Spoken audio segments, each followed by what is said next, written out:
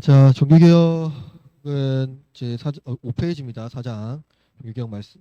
종교개혁은 이제 중세 때는 미사 중심이었다면은 종교개혁 때는 이제 말씀 중심입니다. 말씀 중심. 자, 말씀 중심 예배 보면 이제 서론에 보면은 종교개혁은 로마 교회 예배를 근본적으로 바꾸었다 거죠.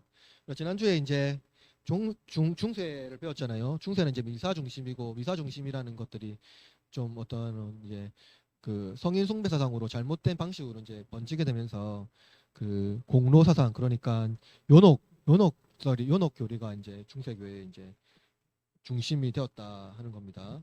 그래서 이제 종교 개혁, 즉 이제 교회 개혁이 일어나지 않으면 안 되는 상황에 이제 이르는 거죠. 그래서 이제 종교 개혁은 로마 교회 예배를 이제 근본적으로 바꿉니다. 이제 미사 중심 예배를 말씀 중심 예배로 바꾸는 거예요. 그러니까 하나님의 말씀을 공적으로 선포하는 설교가 예배 중심이 됩니다. 예전에는 이제 말씀이 별로 중심이 없었죠. 그냥 이제 보는 예배였어요. 그 말 그대로 그냥 이제 집례하는 것들을 보고 이제 의례만 있는 거죠. 말씀이 아니라 말씀도 사실은 알지는 못했죠. 듣지도 못했고 그 라틴어였어 가지고 뭐 읽지도 못했습니다.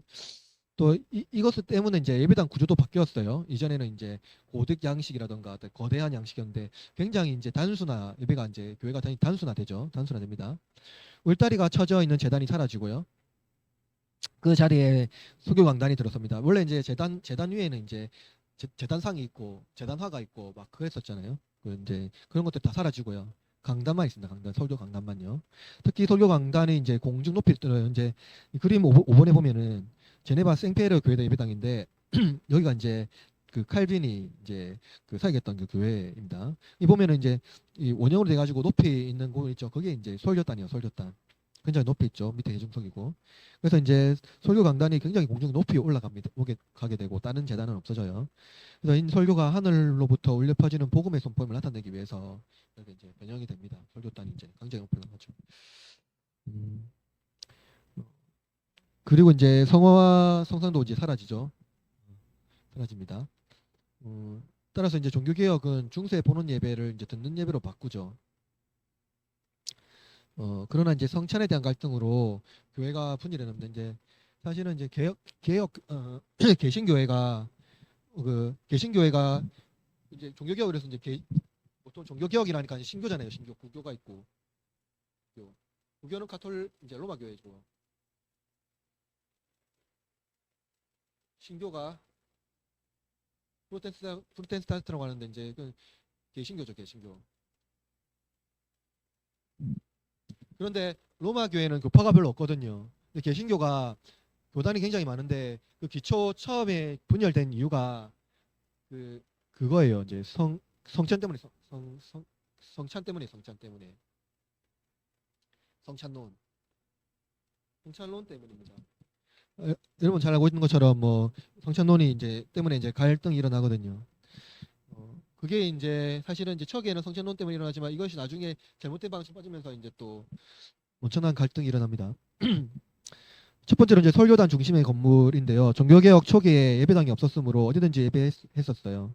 그러나 이제 개혁이 진전되면서 로마 교회의 예배당을 접수하자 건물 내부를 이제 수리하게 됩니다.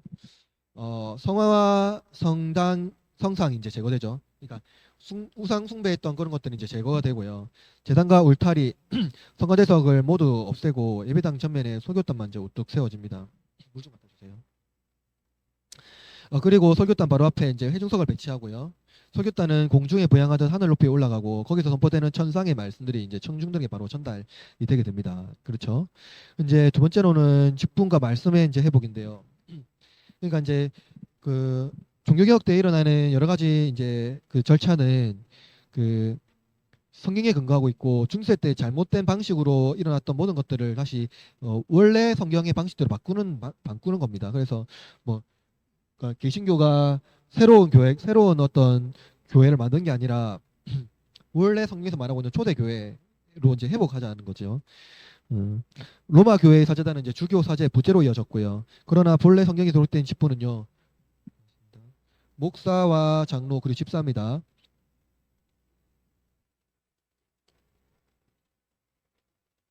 로마 교회는 주교가 교회의 중심으로 자리 잡았어요.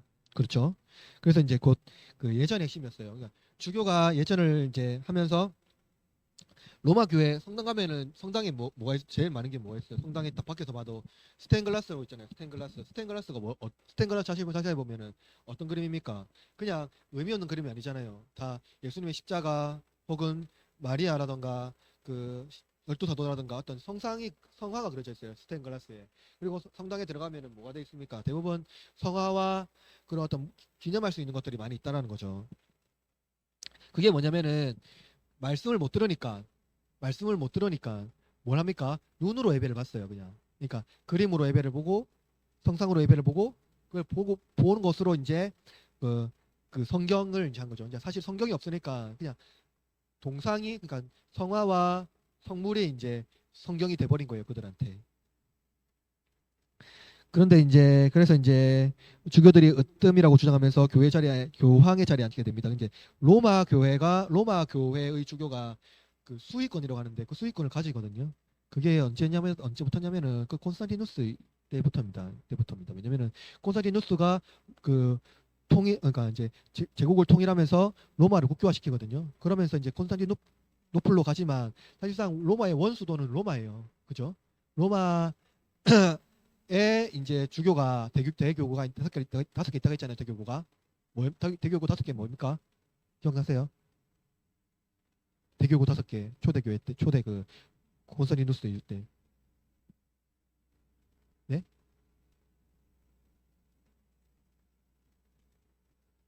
예루살렘, 콘스탄티노플, 안디옥, 알렉산드리아 그리고 하나 더 뭡니까? 로마죠. 그죠? 로마입니다. 근데 그 중에서 예루살렘이 상징적이고 하는데 예루살렘은 상징만 가져가고요. 그래서 제일 강력한 수익권은 로마가 있었어요. 그래서 로마의 주교가 그 교황 그 초기부터 교황이라고 이제 파파라고 불렀는데 교황만 파파라고 불렀는데 그 6세기 넘어가면서 실제로 교황 그게 이제 그레고리우스부터 이제 실제로 교황권을 가져가게 됩니다. 그러면서 이제 로마의 교황권과 뭐가 부딪힙니까? 황제가 부딪히잖아요. 우리 배웠죠? 세계사 때. 그러면서 아비뇨뉴스라든가 이러한 사건들이 일어나잖아요. 교황권과 황제권에 있어서 누가 수익을 높는가 했을 때 뭐 그런 사건들이 일어나거든요. 그래서 하여튼 로마 주교가 교황권을 가져가게 됩니다. 그 고대부터. 그쵸? 그래서 이제 그런 어둠을 이제 가지게 되고 사제와 부제는 주교를 보좌하고 사제는 주교로부터 권한을 받아 미사를 집례하고요. 부제는 미사가 잘 진행되도록 이제 돕습니다. 그러니까 이제 사실은 이게 뭡니까? 다 뭐예요?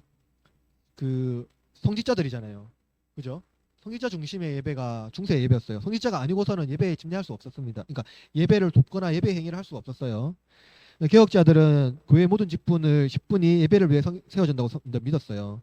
하나님께서는 교회에 주신 영구적인 직분이 목사, 장로, 집사라고 보았고 이 영구적인 직분은 이제 그 삼중직을 항종직이라고 불렀는데 이거는 이제 평생직 혹은 종신직이 아니라 교회에 항상 있는 직분이라는 뜻입니다. 그래서 이제 우리가 항종직을 종신직으로 이해하는데 그게 아니라 교회에 있는 직분인 거죠.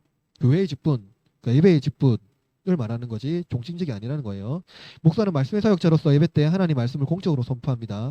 공적으로 이제 설교합니다. 하나님의 백성들은 설교를 통해 하나님의 뜻을 전달받고요.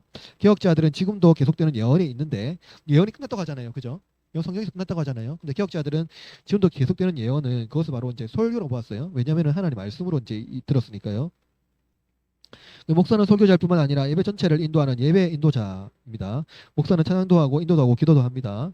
장로는 강단을 보호하는 역할을 하죠. 강단 뭡니까? 설교단이에요. 설교단. 목사의 설교를 이제 장로가 감독하죠. 그러니까 장로들이 원래 앞자리에 앉아야 돼요. 장로석에 있거든요. 그 왜 있냐면은 목사의 설교가 복음적인 건지 성경에서 말하고 있는 건지 알기 위해서요. 그것이 이단 사설에 물들지 않도록 감독하고요. 또한 강단은 선포된 말씀으로 교인들을 돌아보게 됩니다. 이게 신방이죠. 그러니까 신방을 통해서 교인들에게 말씀 어떻게 맺고 있는지 확인하고 그 결과에 따라서 당에서 나눔으로 목사가 회중을 위해 새롭게 설교할 준비를 있도록 돕습니다. 이게 뭐냐면 이게 굉장히 중요해요. 우리는 신방하면 목사가 다 해야 된다고 생각하잖아요. 목사가 신방하지 않습니다. 신방은 장로가 하고 장로가 신방을 할 때 목사가 한 주간 설교했던 그 말씀을 들고 신방을 해요. 그래서 신방한 거 가지고 뭡니까? 당회를 해요. 당회에서 목사는 그 당회를 통해서 설교 본문을 작성해요. 이해되시죠, 무슨 말인지? 그래서 그 매주간에 그 양식들이 일어나는 그 뭐냐 신앙의 양식들이 설교 강단에서 일어나는 거죠. 왜 장로가 신방을 통해서 당에서 보고를 하고 목사는 그걸 통해서 말씀을 설교 본문을 정하고 설교 말씀을 정할 그 설교를 이제 선포할까요? 그냥 성도들이 뭐가 필요한지를 알게 되기 때문이죠. 어떤 고통이 있는지, 삶에 무엇이 있는지, 필요가 무엇인지에 따라서 말씀이 이제 그 강단에서 퍼지게 되는 거예요. 그래서 이제 하나님이 그 계시라는 어떤 예언의 말씀이 자꾸 지속되는 거죠. 장로는 선찬을 거룩한 상을 더럽히는 모든 세력으로부터 선제상을 보호하는 역할을 또 감당했습니다. 그 감독을 하죠. 그래서 성찬에 합당하지 않은 사람들을 장로들은 이 성찬에 참여하지 못하도록 합니다. 어떻게 그게 가능하죠? 신방을 하니까 가능하죠. 집사는 고대교회로부터 예배 전체 분위기를 잡는 역할을 했어요. 집사는 작은 막대기를 가지고 예배 때 조는 사람을 깨웠고 선진상 앞에 서서 교인들이 가난한 자들을 위하여 연보하도록 도왔습니다. 그러니까 디아코노스잖아요. 이제 돕는 자잖아요. 이 집사가. 그래서 이제 그 예배가 방해되지 않도록 돕고 교인들이 이제 가난한 자를 위해서 연보하도록 이제 했다. 신자들이 가난한 자를 위해서 연보한 후에 선제산에 참여하도록 했습니다. 그리고 그리스도의 살과 피를 막 먹고 마시기 전에 자신의 것을 나누었어요. 집사가 직접 나누기도 하고 성전에 수동드는 직분이 또 집사였습니다. 그러니까 선찬상을 떡을 떼거나 잔을 이제 했을 때 그것을 수종드는 직분이 이제 집사였다. 그죠? 두 번째로 말씀. 중세 당시 미사 중심의 예배에서 모든 언어는 라틴어로 번역되었고요. 이제 라틴어로 되어 있었고요. 대부분 이제 기도문이었습니다. 설교는 매우 짧은 겉면에서 끝났어요. 따라서 사제들 중 많은 이들이 라틴어를 알지 못하면서 외워서 집례했다는 거예요. 알지 못하고 그냥 알지 못하는 것을 외워서 이제 한 거죠. 따라서 성경 말씀을 알지 못했고 신자들에게 성경은 거룩한 말씀으로 신자들에게는 성경이 거룩한 말씀이므로 보지도 못했습니다. 이 그러니까 확실하게 중세는 거룩과 세속 영역을 완전히 구분했어요. 그죠? 그러니까 거룩 영역에는 세속인들이 전혀 올 수 없었죠. 성직자만이 이제 확률할 수 있는 영역이었습니다. 그러나 종교개혁자들은 라틴어 성경을 자국어로 번역하기 시작했고요. 예배를 자국어로 집례했습니다. 이제 뭐 루터가 독일어로 하고요. 이제 뭐 초기에는 이제 존 위클라프가 이제 영어로 번역하기도 했고 그랬습니다. 그래서 당연히 성경을 읽게 되면서 설교가 이제 중심이 되겠죠. 이제 말씀을 아니까요. 자기 번역을 하니까. 개혁자들은 성경을 하나님 말씀으로 믿었어요. 말씀의 사역자가 말씀을 공적으로 선포하고 설교를 무엇보다 중요시했다. 이제 종교개혁 때요. 이 초대교회 때는 안 그랬을까? 초대교회 때는 말씀 더더욱 중요했죠. 왜냐면 그 시대는 그 연설이 주로 행했던 행위였기 때문에 그 연설이 굉장히 중요했습니다. 초대교회 특별히 이제 3, 4세기 때 개혁자들은 예배 시 선포되는 설교를 하나님 말씀 즉 지금도 계속되는 예언의 말씀으로 보았다라는 거예요. 자 그러나 이제 종교개혁 때 좀 아픔이 좀 뭐냐 아픔이 있다면은 이제 그 예배가 갈라졌다라는 거예요. 성찬 때문에. 종교개혁자들은 로마 교회의 화채서를 물질로 수상시하는 죄를 범하는 거라고 했어요. 제가 말했죠. 그 성체 거사하면은 이제 이걸 올리면은 그것이 바로 떡과 잔이 된다고 아니 예수 그리스도의 피와 잔이 된다고 말했죠. 그러니까 성체 거양하는 동시에 들었죠. 동시에. 그래서 이제 그 자체가 우상이 돼버리는 거예요. 그 물질이. 그러니까 화채서는 앞서서 살펴봤지만 성체 거양을 하게 되면 이제 떡과 잔이 그리스도의 몸과 살과 몸과 살로 몸과 피로 실제로 바뀐다고 봤어요. 그러므로 성도들이 함께 즐기는 성찬이 되지 못했습니다. 말했다시피 그리스도의 살과 피는 굉장히 거룩한 거기 때문에 세속 영역에 함부로 올 수가 없었어요. 그죠? 그러니까 성직자들만 참여할 수 있었고 성도들은 그 보는 것으로 만족해야 됩니다. 그러나 이제 종교개혁자들은 성찬을 하나님의 백성들이 먹고 마시는 식탁으로 바꿨습니다. 그러니까 제단상에서 그러니까 거룩한 성례의 제단상에서 민중이 함께하는 식탁으로 바꿨다. 먼저 루터는 공제설을 주장했는데요. 이는 성찬이 성례가 되기 위해서는 그리스도의 살과 피가 그곳에 있어야 했습니다. 이 공제설이 뭐냐면 이거예요.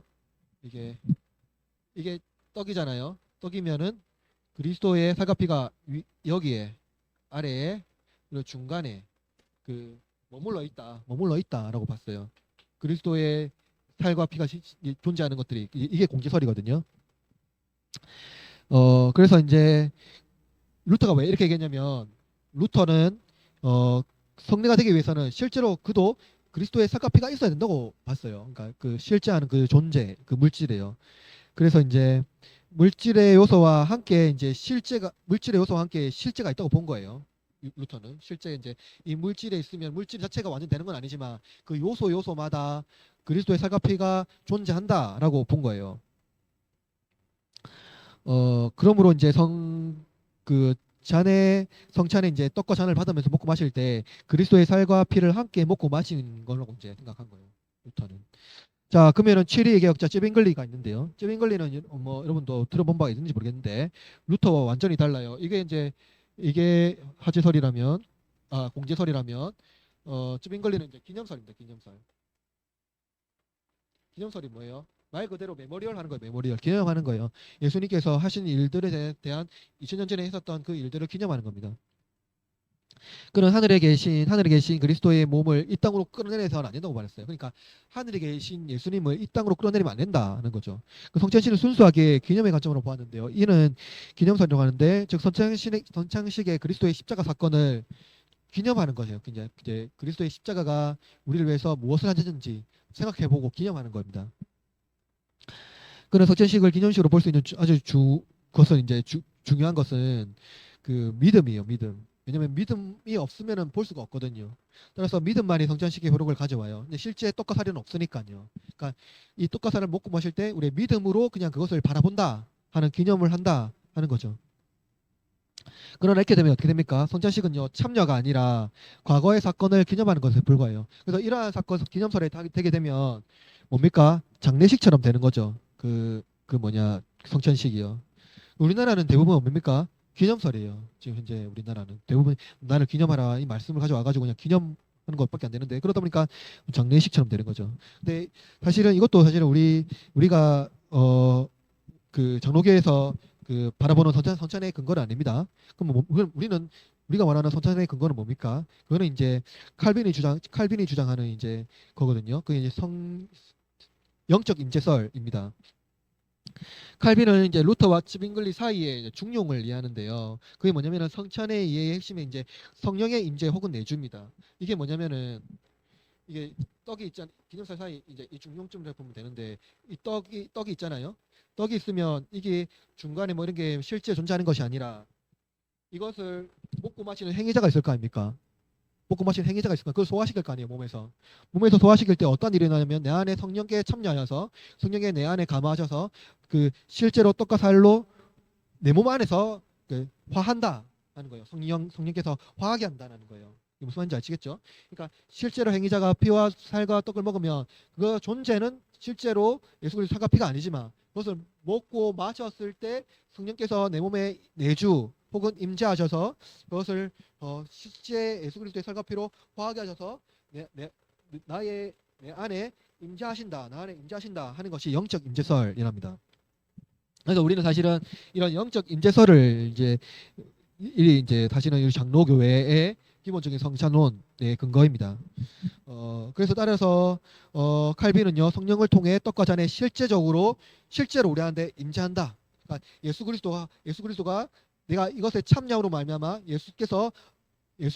예수님이 내 안에 거한다 하는 것을 본 거예요.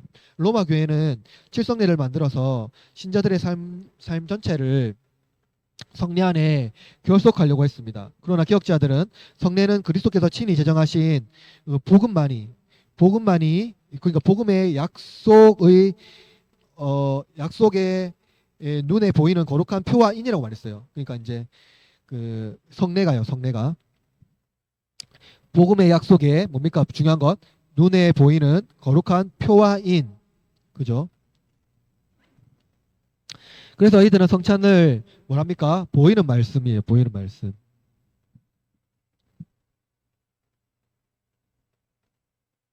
그러나 현대교회는 아마도 성찬을 기념 정도로 이해할 겁니다. 이제 1년에 많으면 4번 해요. 보통 2번 하기도 하고.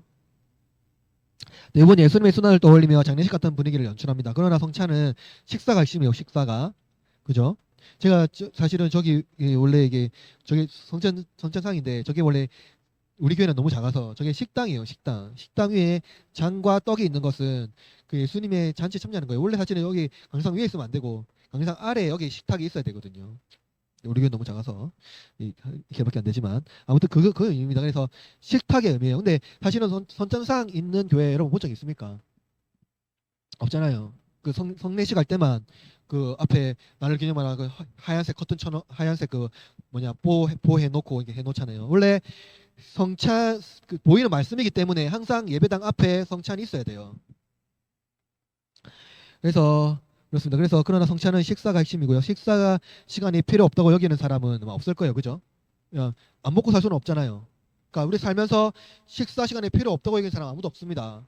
예, 무엇보다 식사가 중요하다고 여기는 사람이에요. 그죠? 먹지 않으면 죽기 때문이에요. 그러나 성찬 시간이 필요 없다고 여기는 분들이 종종 있어요. 성찬에 대한 유익을 모르기 때문이에요. 성찬을 하지 않으면 우리는 뭡니까? 그리스도와 연합할 수 없다라는 거예요. 왜냐하면 성령의 내주가 곧 그걸 통해서 우리한테 내주하니까요. 근데 그걸 안 하면 그리스도와 연합할 수 없고 그리스도와 연합에 참여할 수 없다라는 거예요. 그러니까 성령을 통해 양육받지 못한다. 성찬을 안 하면 신자는 세례를 통해서 태어나고요. 성찬을 통해 양육받고 강건해진다 하는 게 사실은 이제 성찬입니다. 그런데 이제 현대교회는 이제 예배 시간도 버젓한데 성찬할 필요가 있나? 그런데 밥은 안 먹는 건 아니잖아요, 그죠? 그러니까 밥 먹는 것처럼 솔직히 밥이다 중요합니다. 자, 네 번째로 기도와 찬송 그리고 연보의 회복입니다. 둘째로 기도, 첫째로 기도. 중세 시대 기도는 수행을 목적으로 하는 신앙생활이었어요. 즉 신자의 기도를 선행이라고 가르친 겁니다. 중세 시대의 성인들은 중보를 강조했기 때문에 신자들은 성인들과 성모 마리아의 이름을 빌려서 기도했어요. 종교개혁자들은 기도를 회복하기 위해서 오직 은혜, 오직 그리스도를 기도에 적용했다. 개혁자들은 신자의 삶이 기도하는 삶이라고 강조하는 한편 그 기도는 공로가 아니라 오직 그리스도의 이름에 힘입어야 한다고 말했어요. 공예배에서는 직분자 특히 목사가 회중을 대표해 회중의 필요를 위해 기도하도록 했고요. 이는 중세시대와 같이 성도들이 알지 못하는 기도문을 외우는 것이 아니라 성도의 삶과 예배를 위해 기도를 인도했다는 것을 알 수 있다는 것입니다. 그러므로 기도자는 즉흥적으로 기도해서는 안 되고 잘 준비된 기도문으로 교회와 성도를 위해 적합한 기도를 해야 합니다. 오늘날 기도를 공로수단으로 사용하는 경우가 많아요. 그 어떤 사람들은 저도 사실은 기도를 잘 준비해서 해야 되지만 특별히 오순절 영향을 받은 또 영적인 어떠한 영향을 받은 사람들은 기도문 없이 영적으로 깨어 있어서 내가 하나님과 대화한다고 생각하고 그래서 공적 예배에 기도하는 사람을 기도 잘한다라고 보는데 그렇지 않습니다. 기도는 그런 것이 아니죠. 기도는 이제 잘 준비되어서 준비된 말씀을 성도로 하는 거. 왜냐면은 우리의 필요한 것들을 서로가 이제 공유하고 알을 통해서 기도를 하는 거예요. 그죠? 그죠? 그죠? 나 혼자 하나님과 대화하는 게 아니에요. 교회의 공적 기도라는 것을 우리가 이해해야 됩니다. 그래서 오늘날 기도는 공로수단으로 사용하는 경우가 많은데 성경과 역사를 보면 기도는 하나님과 교제였어요. 그리고 중보자 예수님이 힘입어 기도해야 했다 하는 겁니다. 자, 찬송. 로마 교회는 사제들과 구성된 성가대가 찬송했어요.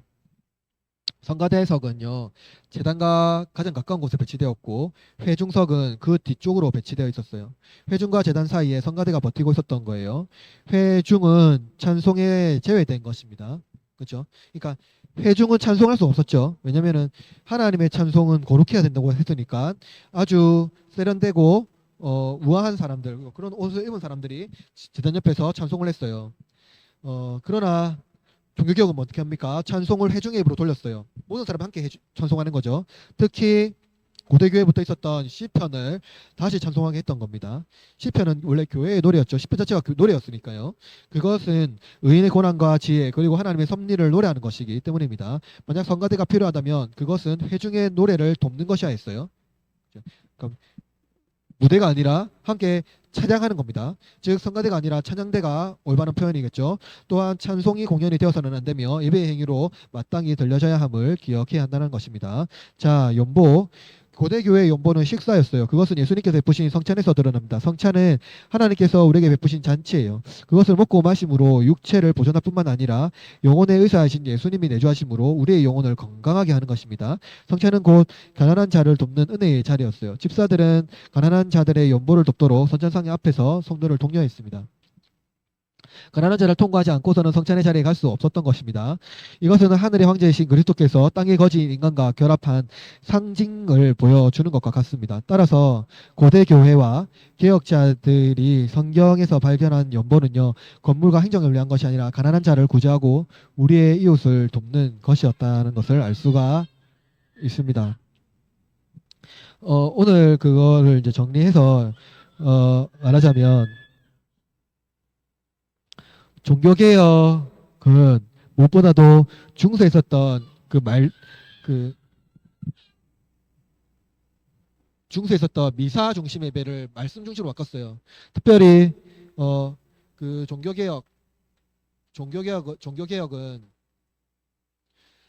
갈 때 우리가 반드시 기억해야 되는 것은 초대교회로 돌아가는 거예요. 초대교회로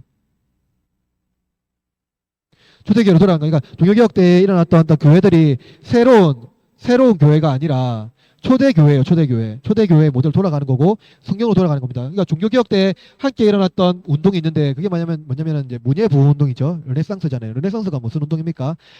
고전으로 돌아가자는 거예요. 고전으로 돌아가자. 종교개혁과 르네상스 운동이 같이 함께 일어나면서 종교개혁이 르네상스와 함께 힘을 더할 수 있었던 것은 종교개혁이 원전으로 돌아가자 하는 운동과 함께 맞물렸기 때문에 그 르네상스 운동이 여기에 힘을 더해줄 수 있었던 겁니다. 우리가 잘 알고 있는 그 로테르담의 그 누구죠? 성경을 번역했던 그 인문학자 아무튼 있는데 아무튼 그러한 여러 가지 일들이 르네상스에서도 성경을 번역했고 그런 운동이 같이 일어났어요. 근데 르네상스와 종교개혁이 가장 큰 차이점이 뭐냐면 르네상스는 인문 운동이었고 그래서 인간의 윤리와 도덕으로 돌아가자는 거였고요. 초대 종교개혁은 신앙으로 돌아가자는 것에서 차이가 났어요. 그래서 이제 종교개혁에서 우리가 핵심적으로 이제 정리하면은 뭐냐면 눈에 보이는 어떠한 우상과 눈에 보이는 예배가 아니라 이제 말씀 예배, 말씀 중심의 예배로 이제 바뀌었다는 거죠. 그러니까 이제 우리가 환상이라던가 어떤 미신적인 것 또는 그러니까 특정한 자들에 의해서 계시를 받아서 그 계시를 백성들에게 선포해서 백성들이 이 사람이 말했으니까 그 계시 맞다. 그 선지자가 말했으니까 그 계시가 맞다 하는 것을 믿는 것이 아니라 각각 성도들이 하나님의 말씀을 직접 읽고 듣고 이해하고 기도함으로써 본인이 하나님 말씀 앞에 설 수 있었다는 거예요. 그러니까 성직자에 의해서 의존하는 신앙이 아니라 내가 하나님 앞에 설 수 있고 내가 하나님 앞에 기도할 수 있고 내가 하나님 말씀을 들을 수 있기 때문에 하나님과의 나의 관계가 성직자를 통해서 가는 것이 아니라 하나님과의 관계가 나와고의 관계가 1대1로 성립될 수 있다 하는 게 이제 종교개혁의 그 원래 교회에 우리가 있었고 그 종교개혁에 다시 돌이킨 기여라고 할 수가 있고요. 그것이 우리 장로교회가 지금도 이제 유지해야 되는 어떤 신앙인데 잘 살펴볼 필요가 있겠습니다. 그래서 사실은 이제 성찬도 그런 원리 안에서 우리가 잘 이해해야 되고요. 그렇게 하면 되겠습니다.